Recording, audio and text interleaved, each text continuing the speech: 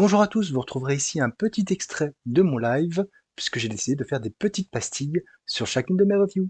Enjoy! C'est Absolute Flash, scénarisé par Jeff Lemire et dessiné par Nick Robles chez DC, qui nous raconte les histoires de Wally West, 15 ans, père colonel scientifique militaire, colonel militaire scientifique, je peux vous mettre dans une base, changement de base au fur et à mesure. Et en fait, on voit ce Wally qui a des pouvoirs et qui semble à chaque fois qu'il court faire des sauts dans le temps, et on va au fur et à mesure remonter dans le temps pour savoir un petit peu ce qui s'est passé. Donc on part d'une situation et puis après on remonte à 2 jours, on remonte à 1 jour.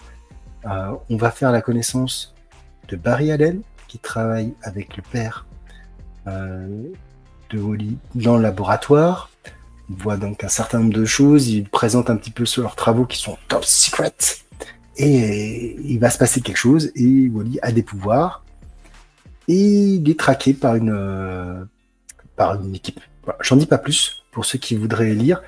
Et puis à la fin, on a un flash forward d'1 an, donc on a des retours dans le passé et une avance rapide.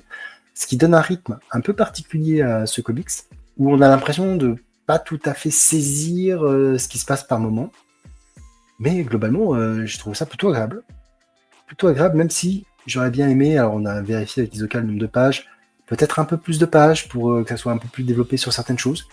Graphiquement, c'est super beau.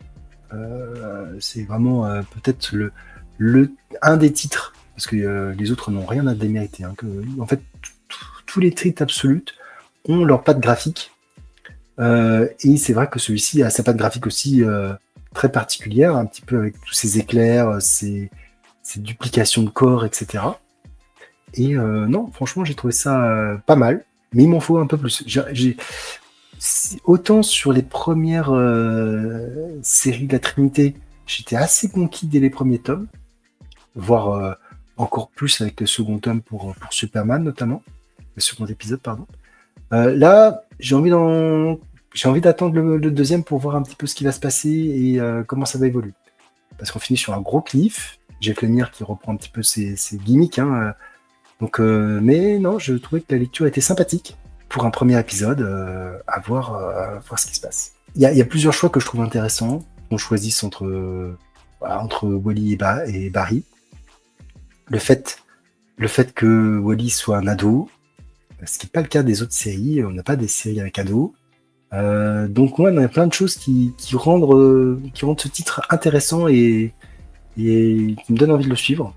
Après, il faut voir. C'est vrai que il y a aussi un tel niveau. Alors, j'ai plus de recul sur les autres séries où ils ont fini leur premier arc et ils enchaînent sur le second, qu'avec un seul épisode où l'attente n'est pas forcément la même aussi.